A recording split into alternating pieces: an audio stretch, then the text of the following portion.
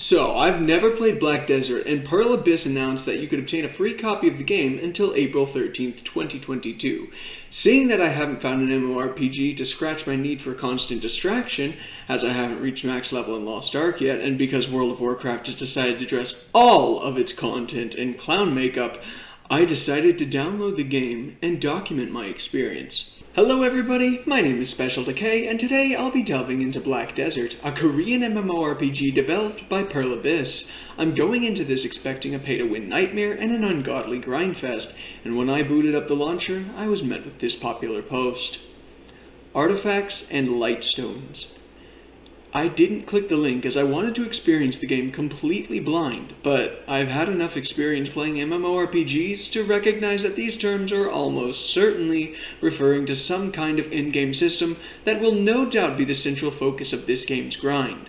However, that's just a theory.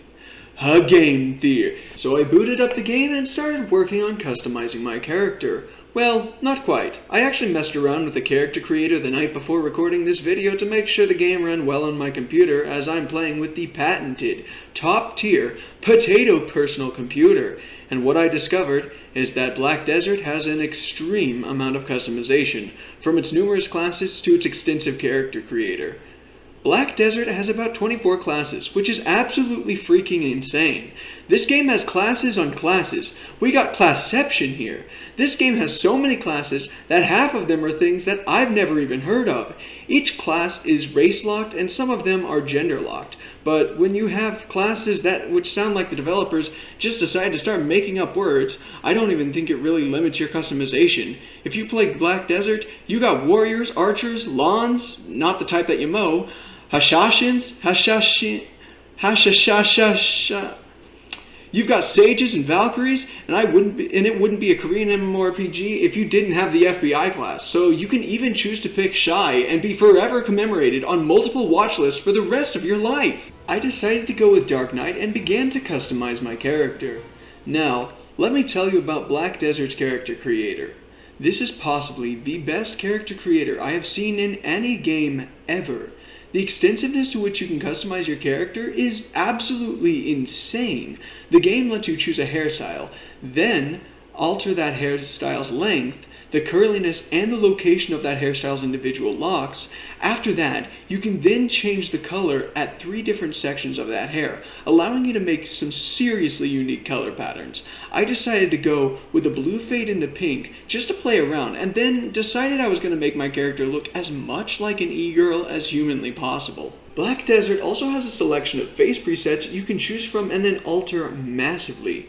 You can make changes to multiple sections of the face, each with multiple sliders, allowing you to change position, shape, size, everything. It's freaking crazy. And I spent a good majority of making this character on the face alone. And I only used one tool so I wouldn't end up making my character look like a goblin, which is shockingly easy to do in this game. The character creator also lets you alter makeup, eyebrows, and eyes to an almost OCD level. I cannot overstate how amazing this character creator is. It is legitimately impressive, and is worth the $10 for the base game alone. If you didn't get it for free like I did, that is. And if you thought the face and hair customization was enough, you also get to customize your character's body type and physical proportions. This includes adding muscle tonnage or body fat wherever you see fit. You can change your character's bone structure and everything. And yes, the game even has a slider for chest size for all of the more cultured viewers out there. If you thought that wasn't enough, Black Desert even lets you choose from a selection of voices and lets you alter the pitch of those voices. After I was finished customizing my character, I decided to pick a name fitting of her e-girl appearance. God damn it. Okay, we'll have to settle for my default name then. Alright, I spent a good 40 minutes customizing this character alone, and I was rushing a little bit so I could get the footage of the actual gameplay so I wouldn't just have an hour and a half of customization. But I did spend a lot more time on the character I made the night before recording this, and honestly, I may have spent a solid 2 hours on making that character alone. The character creator for this game is the gold standard, and I cannot possibly state that enough. Seriously, I am not kidding when I say that the $10 for the base game is more than enough for the character creator alone. So without further ado, let's hop right into the game. We are met with a cutscene. Are you awake?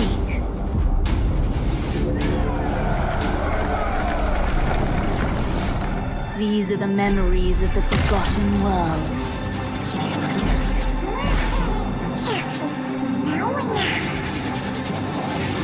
Sorry, but you should have known better.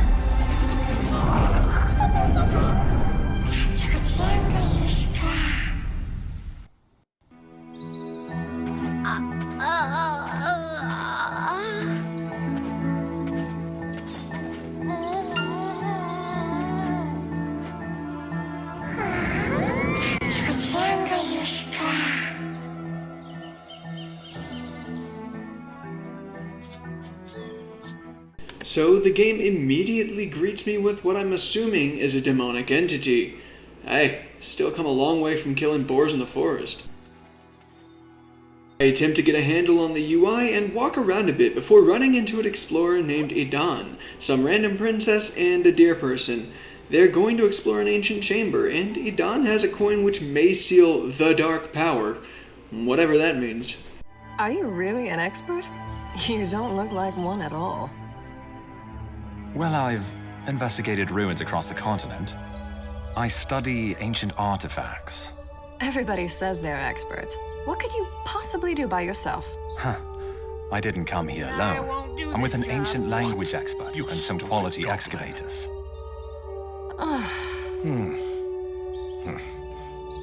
You stand before Princess Jarette. You must mind your... I'm sorry, adventurer, but I can't really trust you with a job this important. Return where you came from. No, thank you. Look, I discovered this gemstone in the Valencia ruins. It was verified as authentic by the Imperial Court. My goodness, isn't this a gem of balance? They say it can seal the dark power. I never thought I would see one in my lifetime. So is this something that Sir Jordan is looking for? Fine. You are in charge of the Stone Chamber investigation now. A fortnight. That's how long I'm giving you to figure it out. It'll be much sooner than that. I wonder what exciting discoveries we'll find inside the ancient stone chamber today. I can barely contain my excitement. After that, we talk to a goblin who's been having premonitions about a giant waking up and staring at him. I don't know what significance this has to the overarching story, but if that giant doesn't wake up and wreck house by the end of the zone, I'm going to be thoroughly disappointed. After that, we talk to a princess who starts talking mad shit about Idan. Aside from the fact that Idan has some special relic that is supposed to suppress dark power, she gets impatient with our amnesia and tells us to go murder some foxes, which have been stealing supplies from the expedition. Alright, now about combat in Black Desert. It's shockingly good. Black Desert's combat system is action combat and it feels absolutely amazing. That being said, there are some things about combat that aren't explained very well, and those things are combos. At the time of writing the script, I still don't know any of the combos for my class. Some abilities can be used by pressing buttons in a specific order, or you can just bind those abilities to your hotbar. As of now, I'm not sure the same can be said about combos, however, I assume not.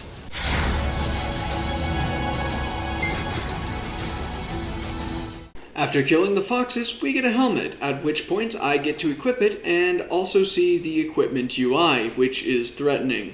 From what I count, there are 17 slots for gear in Black Desert, which is shocking considering that the standard UI for MMOs is 2 ring slots, a necklace slot, boots, leggings, chest, shoulders, gloves, helmet, and 2 slots for the main and offhand. This means Black Desert has 6 more equipment slots than other MMOs. It does look like 2 of those slots are for gathering items, but still, that's 4 more items that you'll have to farm out for your character. Also, the helmet doesn't have an appearance, which was disappointing. I kill a few more foxes, and now I just absolutely destroy them. Like, I now 1 or 2 shot these foxes. Half the time they don't even have the chance to react before they're deleted off the face of the earth.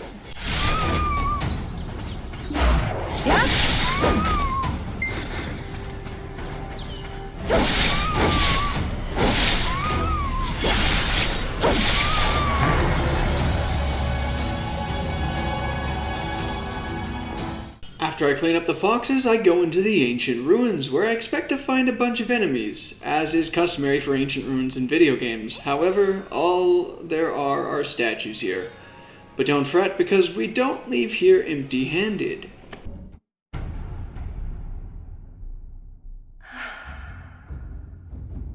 Aiden, look at this. There's something wrong with the artifact. Is it because of this traveler here? You are infected, possessed with dark energy.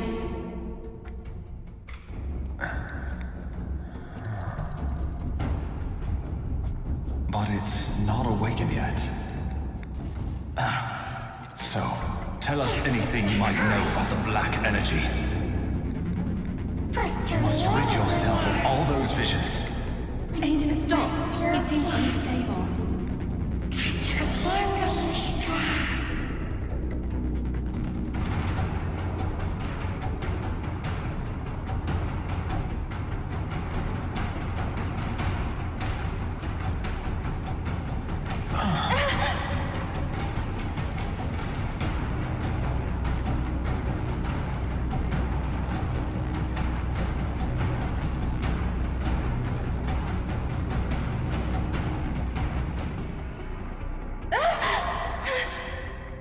You're all right, We're one Aiden. step too late.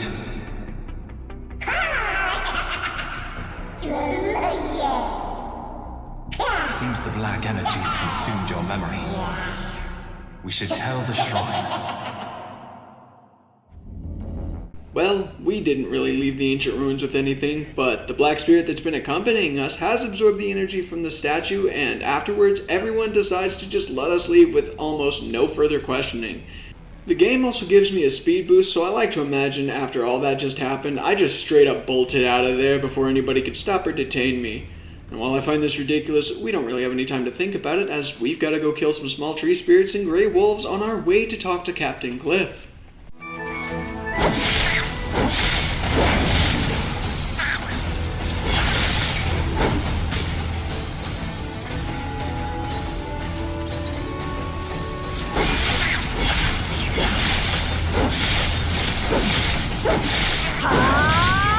We easily dispatch of the spirits and wolves, and our black spirit friend seems to have eaten a dark candy and evolved into a black egg, and probably learned Bubble.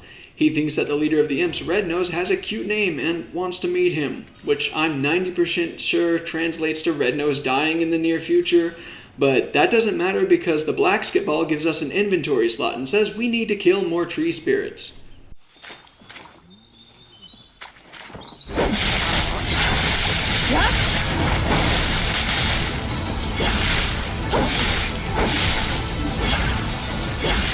The immature and small tree spirits die rather easily. However, in an interesting turn of events, the mature tree spirits are actually somewhat tanky, so I actually get a chance to mess around with my class and learn how my abilities are meant to interact with one another, which is nice. In many other MMOs, most of these enemies would die in 1 or 2 hits, making actually learning my class next to impossible, as I wouldn't be able to see how powerful one ability is when compared to another.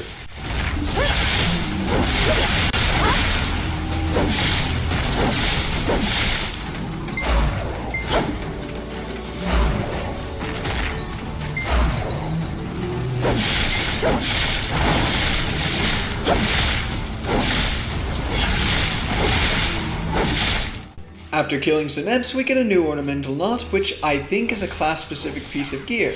This will make killing the next group of imps significantly easier before we go and visit Captain Cliff. After we meet Captain Cliff, he sends us to go to a blacksmith so we can get a new chest plate, and after that, we go help to clear the front line to steel imps, which are imps, but just slightly tankier. By this point, I've also used some of my skill points to buy a new ability, but we've got imps to kill, so we'll talk about skill points later. I have a lot to say about them.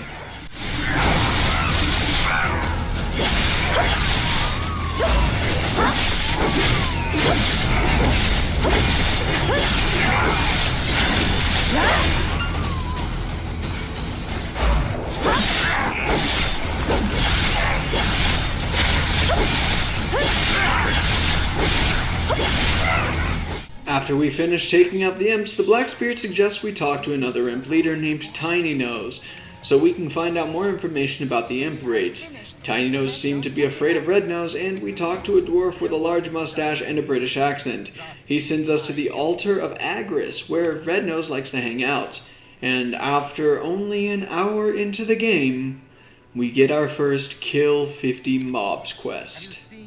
While these mobs aren't difficult to kill by any means, I can't help but think they aren't easy enough to warrant a Kill 50X quest in any game. Unfortunately, large mob grinds as quest requirements are common in Eastern MMOs, whereas in a Western MMO, a Kill 50X quest is almost never seen, or if it is, it's part of an endgame quest, or it's pivotal to your character's progression. In other words, Western MMOs don't normally include Kill 50X quests unless they're extremely important. That isn't to say that it isn't included implicitly through low drop chances, but huge grinds like these are almost exclusive to RNG. It's rarely a fixed amount for a quest like it is in an Eastern MMO. And while you could argue that relying on RNG for filler content is worse than explicitly giving a massive quest requirement, I would like to point out that Eastern MMOs also apply low RNG based systems and drop rates in their endgames as well, so you're getting a double whammy. Content filling isn't acceptable in massive quest requirements, nor is it acceptable in low RNG, but having an abundance of both just makes it worse. That's my opinion anyway. While I was grinding away at the 50 imps, I also got a few new abilities and some more skill points, which I wanted to address now instead of earlier, as I got a better look at my abilities now than when I changed my skill points in the past. I also got a new ability which needs to be used to augment my attacks. However, the only indication that I got this ability in the first place is in a flash when I leveled. The game also tells you when you get more skill points in the same way. When a new player is being assailed by a torrent of information, the new player isn't going to slow down and stop to pay attention to every detail.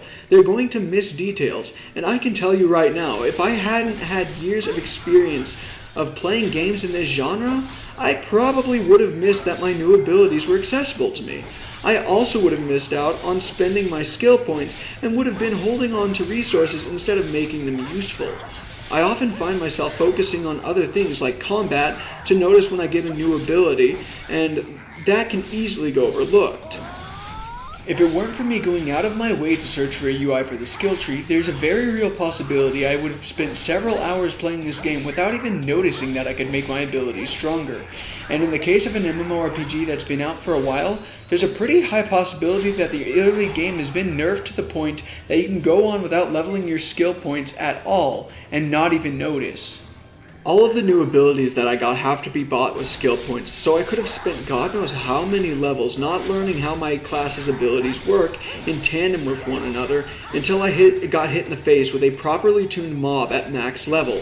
When the screen is being flooded by 1,000 pop-up windows talking about new events, new player bonuses, daily rewards, quest notifications, combat info, and whatever else, it's natural for the character to start tuning out information. And at the time of writing this script, I noticed that I didn't equip a pair of earrings that I got from a quest reward for quite a while, leaving me underpowered. I missed the notification about a gear upgrade while playing, and I've played MMORPGs since I've been 7. I have over a decade's experience in MMORPGs, and I still missed an upgrade to my power. I am of the opinion that skill trees and points should be included in a tutorial or should be made extremely obvious to new players in some way or another, and I think that it is necessary change needed for Black Desert if Pearl Abyss is attempting to attract new players. Okay, all ranting aside, after we defeat the imps, we end up running into Tiny Nose again. He tells us Red Nose's backstory, his reason for gaining forbidden power as a kid. Other imps made fun of him for his red nose.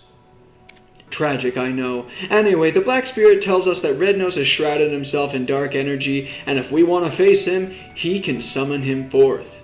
This is our first boss fight of the game, and what you'll see next is a piece of art, the perfect mix of my inability to play video games efficiently with all of the highest quality stuttering, courtesy of my potato PC. Behold.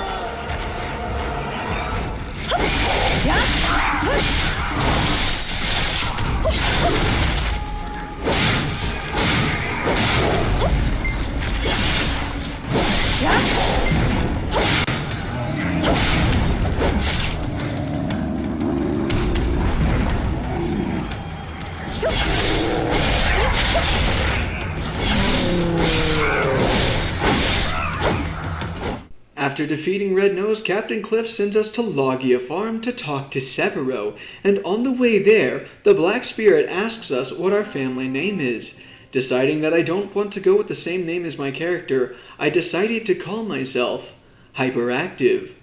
I learned later that family names are the name that is used across all of your characters on your account, so I probably should have gone with Special Decay. But as I've already made that decision, and as that decision can't be changed, I guess my name is Hyperactive now. The Black Spirit asks if I really think I'm ill, and, well, Mr. Black Spirit, the answer is yes. Yes, I do. Anyway, I think that's a good place to leave this video off. Next time, we'll continue our journey off from Logia Farm. I'm Hyperactive, and I'll see you next time.